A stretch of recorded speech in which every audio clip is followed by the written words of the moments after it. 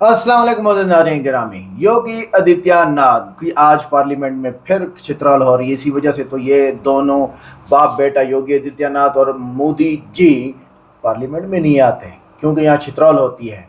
क्या क्या योगी ने रंग खिलाए। संजय संजय आगे इसका नाम पता नहीं क्या है, साथ संजय साहब, ये कांग्रेस के हैं, ये वाकई खोल रहे हैं। हम दो चीज़ें यहाँ पर बयान करेंगे। ये तो हकीकत है कि योगी आदित्यनाथ या बीजेपी जो कर रहे हैं वो सच है और गलत है।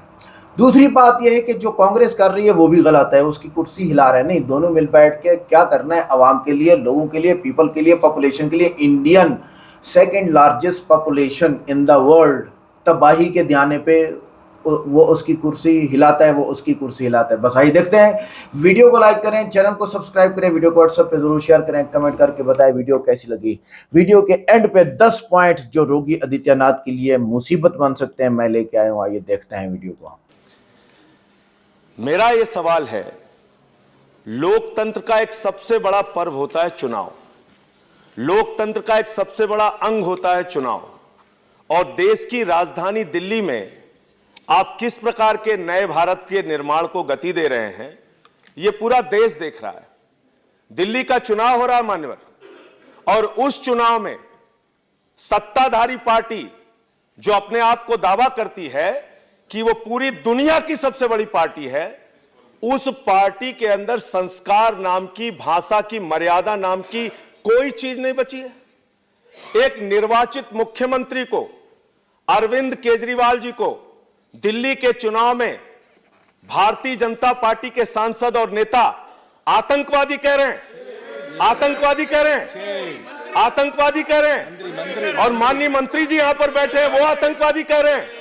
आतंकवादी कह रहे हैं। एक निर्वाचित मुख्यमंत्री को आतंकवादी कह रहे हैं। मैं पूछना चाहता हूं मान्यवर, क्या गुनाह है अरविंद केजरीवाल का? क्या गुनाह है? आईआईटी से पढ़ाई करके कमिश्नर की नौकरी छोड़ के जिस व्यक्ति ने भ्रष्टाचार के खिलाफ 15 दिन का अनशन किया, वो आतंकवादी है क्या मान्यवर?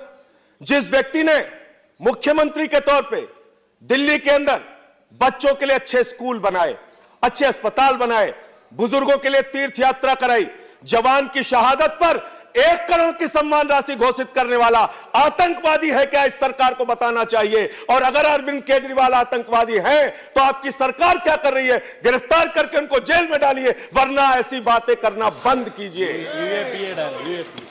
बंद कीजिए ऐसी बातें करना। दुख होता है लोगों को, दुख होता है अरविंद केजरीवाल के बच्चों को, दुख होता है उनकी मां को, उनके परिवार को। आप किस प्रकार का वातावरण देश में बना रहे हैं? एक यहां पे ढोंगी बाबा आ गए। ढोंगी बाबा कह रहे हैं अरविंद केजरीवाल के तार पाकिस्तान से जुड़े हुए हैं। ये आप बोलेंगे एक निर्वाचित मुख्यमंत्री के बारे में? अरविंद केजरीवाल के तार पाकिस्तान से जुड़े हुए हैं। अगर अरविंद केजरीवाल के तार पाकिस्तान से जुड़े हैं तो ढोंगी बाबा को गिरफ्तार करो और उनसे पूछताछ करो, कहां के तार जुड़े हैं, कैसी जानकारी उसके पास है, यह पूछना चाहिए। आप दिल्ली का माहौल बिगाड़ रहे हैं। देश की राजधानी को आप बर्बादी के कगार पे पहुंचा रहे हैं। जब से आपकी सरकार आई है, इसी दिल्ली में 24 घंटे में 9 हत्या हुई, वकीलों पे गोलियां चली, छात्रों पे लाठियां चली, एक नेत्रहीन छात्र को जूते से पीटा गया। अभी खुलेआम 3 दिन लगातार गोली की फायरिंग हो रही है। आपसे किसी मुद्दे पे बात नहीं होती। अरे चुनाव हो रहा है तो बात करिए बिजली की, 200 यूनिट बिजली फ्री कैसे देंगे, केजरीवाल ने देके दिखाया है। बात कीजिए पानी की, बात कीजिए चिकित्सा की, बात कीजिए शिक्षा की। आपसे कहते हैं 200 यूनिट बिजली फ्री कैसे होगी, आप कहते हैं शाहीन बाग। आपसे पूछिए पानी 20,000 लीटर फ्री कैसे देंगे, आप कहते हैं शाहीन बाग। आपसे पूछते हैं महिलाओं को बस की यात्रा फ्री कैसे दोगे, आप कहते हैं शाहीन बाग। अरे शाहीन बाग, शाहीन बाग, शाहीन बाग, शाहीन बाग करते करते दिल्ली की जनता भाजपा वालों से कह रही है चल भाग, चल भाग, चल भाग, चल भाग। ये हालत इनकी हो गई है। मुद्दों पे बात नहीं करेंगे, मुद्दों पे बात नहीं करेंगे मान्यवर।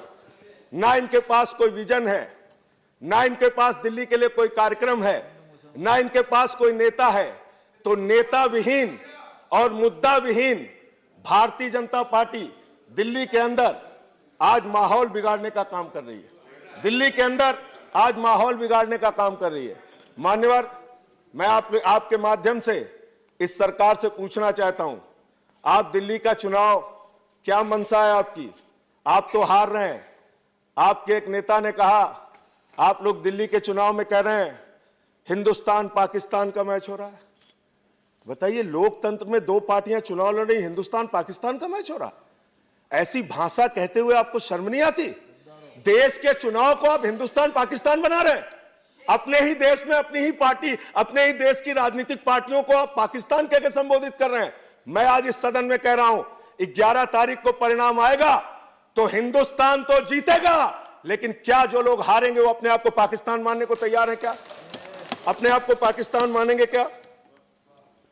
मैं मान्यवर, आज इस सरकार ने बड़े बड़े दावे किए हैं। हालत क्या बना दी देश की? अगर आप देश की आर्थिक मंदी की बात करें, अभी बजट आया, नया बजट, और बजट आने के बाद यह सरकार बड़ी बड़ी बात कर रही थी इस नए बजट में। जिस दिन बजट आया, बजट आने के दूसरे दिन 4 लाख करोड़ रुपए निवेशकों का शेयर बाजार में डूब गया। यह है आपके बजट की हकीकत। यह है आपके बजट की हकीकत। यह आपकी बजट की हकीकत। देश की जीडीपी 4.5% पहुंच गई। देश में बेरोजगारी 45 वर्षों में सबसे ज्यादा हो गई।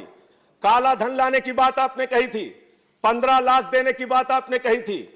आपने देश की जनता को गुमराह किया, आपने देश की जनता को भ्रमित करने का काम किया। न काला धन आया, न 15 लाख मिला। महंगाई का आलम यह है, 32,000 टन प्याज सड़ गई, किसी को पता नहीं चला। कह रहे 32,000 टन प्याज सड़ गई। अरे वो प्याज सड़ी नहीं है, आप लोगों ने प्याज का घोटाला किया है। घोटाला, उसकी जांच होनी चाहिए, उसकी जांच होनी चाहिए। 200 रुपए किलो प्याज बिकी, 120 रुपए किलो टमाटर बिका आपके राज में, 4 रुपए लीटर दूध महंगा हो गया, डीजल महंगा हो गया, पेट्रोल महंगा हो गया। देश में महंगाई आसमान पे जा रही है। आपको उसकी चिंता नहीं है। आपको दिन रात खाली देश को नफरत में झोंकना है, नफरत की आग जलाना है देश के अंदर, देश का माहौल बिगाड़ना है। आपको देश के मुद्दों पे बात नहीं करनी। आप कर क्या रहे हैं? आप कर क्या रहे हैं? कह रहे हैं हम सरकार को फायदे में लाने के लिए अपने सारे सरकारी विभाग जो फायदे में चल रहे हैं उसको बेचेंगे। वाह भाई, रेल बेच देंगे आप, सेल बेच देंगे आप, कोल बेच देंगे आप, एयर इंडिया बेच देंगे आप, बीपीसीएल बेच देंगे आप, और एलआईसी मान्यवर, जिसका नारा क्या है, आईडीबीआई, उसको बेच देंगे आप। और जिसका नारा क्या है एलआईसी का मान्यवर, जिंदगी के साथ भी जिंदगी के बाद भी देश के उपभोक्ता, वो लाखों उपभोक्ता बड़ी उम्मीद से एलआईसी में पैसा लगाते थे, लेकिन आज उनको भारतीय जनता पार्टी की असलियत पता चल गई।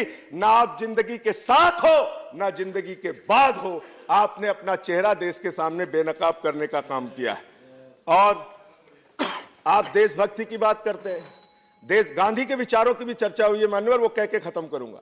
आप देशभक्ति की बात करते हैं, सेना की बात करते हैं, जवान की बात करते हैं। आप आज सीएजी की ऑडिट में जो रिपोर्ट आई है, पूरी सरकार को चुल्लू भर पानी लेके नाक रगड़ लेना चाहिए, शर्म आनी चाहिए। सियाचिन के अंदर जहां -40 डिग्री टेम्परेचर में हमारे जवान देश की सीमा की रक्षा करते हैं, उनको आप वर्दी नहीं दे पाते, उनको आप जूते नहीं दे पाते, उनके जिंदगी के लिए जरूरत की जो चीजें हैं वो आप उपलब्ध नहीं करा पाते। और आप यहां बैठ के बड़ी बड़ी बातें करते हैं जवानों की, गांधी के विचारों को आगे ले जाने की बात कहते हैं, 150वीं जयंती की बात करते हैं। आप बात करते हैं। आपकी एक नेता ने, एक सांसद ने दूसरे सदन में गोडसे को देशभक्त कहा। गांधी के हत्यारे को देशभक्त कहने वाले लोग धर्मनिरपेक्ष नहीं हो सकते।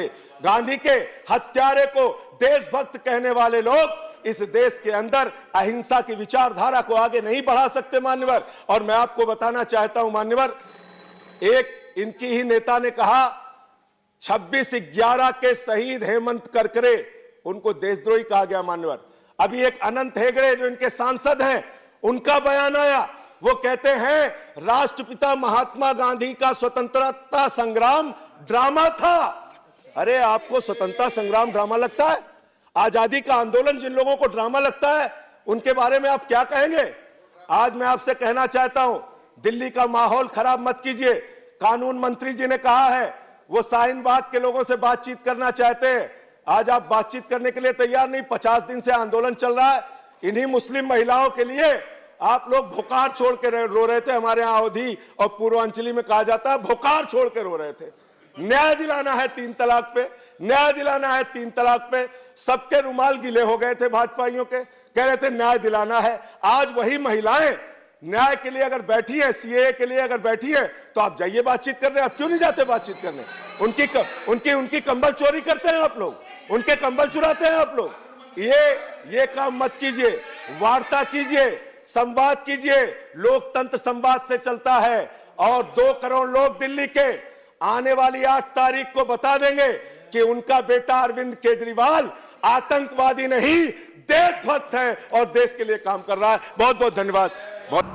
तो मोहतरम नाज़रीन ग्रामी, ये थी आज की इंटरेस्टिंग वीडियो। बंदा बोला है तो बिला झिझक बोला है और लगातार बोला है। बेड़ा गर्क कर दिया योगी आदित्यनाथ का भी और इंडिया का भी।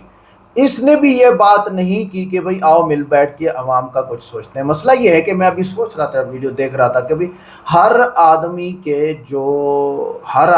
जो ज़रूरियात हैं वो ज़्यादा हो गए हैं। उसे रिहाइश के लिए जगह चाहिए, कपड़ा चाहिए, रोटी चाहिए। ये बुनियादी ज़रूरतें हैं जो शुरू से चली आ रही हैं जब से इंसानियत है। अब उससे आगे ऐड क्या हुआ? पेट्रोल चाहिए, गैस चाहिए, लकड़ी चाहिए, उसे इंटरनेट चाहिए, उसे इलेक्ट्रिसिटी चाहिए, उसे पानी चाहिए। अब ये एक आदमी की 10 ज़रूरियात हो गई हैं, तो 140 करोड़ लोगों की ज़रूरियात कितनी हो गई आप खुद सोचिए। वो अकेला मोदी या अकेला कांग्रेस का राहुल गांधी ये कैसे पूरी करेगा, सोचने की बात है। इसलिए अल्लाह ताला ने जो रखा है सिस्टम, वो रखे हैं खजाने, ज़मीन के अंदर खजाने, सोना, चांदी, पीतल, तांबा, स्टील, फलां डायमंड, गोल्ड तक चले जाएं। और पेट्रोल के अंदर फिर कितनी चीज़ें, ग्रीस तक, शापर का मटेरियल तक, सुपर पेट्रोल, डीजल, फलां उफ, इतनी चीज़ें हैं, ग्रीस तक निकलती है उससे। और इसके अलावा जो ज़रूरियात हैं वो सारी मौजूद हैं। मसला ये है कि ये लगे हुए हैं एक दूसरे की कुर्सी हिलाने पे, अवाम को नीचा और ऊंचा करने पे। अब हुआ क्या है देखिए, योगी आदित्यनाथ ने माजी में मुसलमानों के खिलाफ कई इश्तियाल अंगेज तकरीरों और बयानात दिए। मसलन अगर एक हिंदू लड़की मुस्लिम मर्द से शादी करेगी, हम 100 मुस्लिम लड़कियां लूट लेंगे, जैसे बयानात ने फिरका बनाना माहौल को बढ़ाया। अवाम का फ़ायदा क्या करना है पता नहीं। अरे उसको रोटी चाहिए, उसे घर चाहिए, उसे पानी चाहिए, उसे बिजली चाहिए, उसे बीमारी के लिए इलाज चाहिए, फलां। एक आदमी की 10 बुनियादी ज़रूरियात हैं। वो अकेला आदमी कैसे कमाएगा, कैसे पूरी करेगा? तौबा। ये मुश्किलात हैं जिसके अच्छा अल्लाह ने, ऊपर वाले ने, अल्लाह ताला ने सारी चीज़ें बना दी हैं, लेकिन मसला ये कि सियासतदानों के हाथ में है। अच्छा आगे देखें, इलेक्शन कमीशन ने इन पर 2014 में मुख्तलिफ फ़िरक़ाजात के दरमियान नफरत फैलाने वाली तकरीर के लिए नतीजा किया था, तंबीह की थी, जो मुसलमानों को हदफ बनाने जैसे समझा गया था।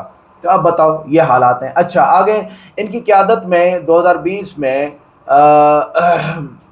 क्या हुआ कि एक हुकूमती आर्डर नाफिज हुआ जो शादी या मजहबी तब्दीली के हवाले से सड़ी और रूह मिंजर कानून निगरानी है। नाक़दीन के मुताबिक मुसलमानों और इंटरफेथ शादियों को निशाना बनाया गया। पहले 18 साल उम्र थी लड़की लड़के की कि आप शादी कर सकते हैं, फिर 21 कर दी गई, अब आगे 29 करेंगे, क्योंकि आजकल माहौल जो बना हुआ है इंडिया के अंदर वो है 40+ जाके शादी करनी है। 40 तक, 40 साल की उम्र तक सिर्फ कमाओ, अच्छी तरह कमाओ, या तबाह हो जाओ, बर्बाद हो जाओ, या कमाओ। इस्लाम कहता है अनकिहुल अय्याम मिनकुम वस्सालिहीन मिन इबादिकुम व इमाइकुम इन यकुनु फक़रा युग़निहिमुल्लाह। अपने नौजवानों की, गुलामों की, मुलाजमों की शादियां करो, अगर ये गरीब होंगे अल्लाह इनको अमीर करेगा। और शादी के बाद मर्द को फिक्र हो जाती है और वो करता है कोशिश, गुनाह तो नहीं करता, जिना तो नहीं करता, रेप तो नहीं करता, कत्ल तो नहीं करता। यही वजह है कि शादी इंसान का तहफ़्फ़ुज़ है। अच्छा आगे देखें, यूपी में रेस्टोरेंट में मुलाजमीन के नाम गैर जिम्मेदारी से ज़ाहिर करने की पॉलिसी लाई गई, जिससे मुबैना तौर पर मुसलमानों के खिलाफ इक़्तिसादी हरासानी और नौकरियों का नुकसान हुआ। आगे दूसरा क्या हुआ, बिल्डोज़र रोबिया के नाम से मशहूर होने की एक और वजह यह है कि योगी ने मुजरिमान और खिलाफ वर्जी करने वालों के जायदाद को बिला कानूनी कार्रवाई मिसमार करने का रिवायती निशान बना दिया, जिस पर कहा जाता है कि यह गैर कानूनी बल्कि इंतशारियाना हुक्मरानी की मिसाल है। ये भी तो देखो ना कि योगी आदित्यनाथ क्या कर रहा है। इस जो पिसाई इन्होंने की है उससे ज्यादा मैं कर रहा हूं। यहाँ पर बाज़ रिपोर्ट्स में कहा गया है कि इनकी हुकूमत ने मुसलमानों को सरकारी या तरक्याती शोबों में मुनासिब नुमाइंदगी फराहम नहीं की। अगरचे हालिया बरसों में भर्तियों में बेहतरी की रिपोर्टें हैं, लेकिन बाज़ हलकों में यह तासुर अभी भी बरकरार रहता है। अच्छा आगे देखें।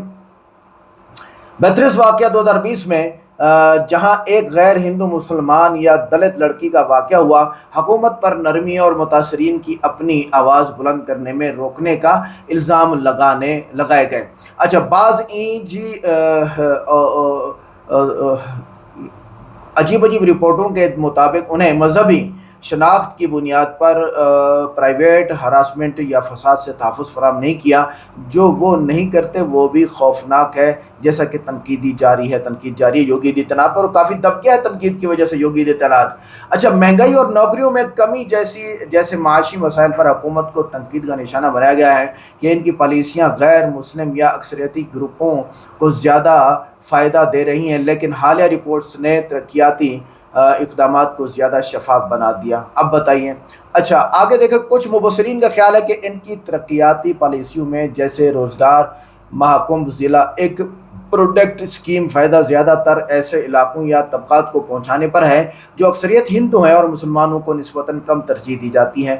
ये चीज़ें योगी आदित्यनाथ के अंदर भी है, राहुल गांधी के अंदर भी होंगी, जब आएगा पता चल जाएगा।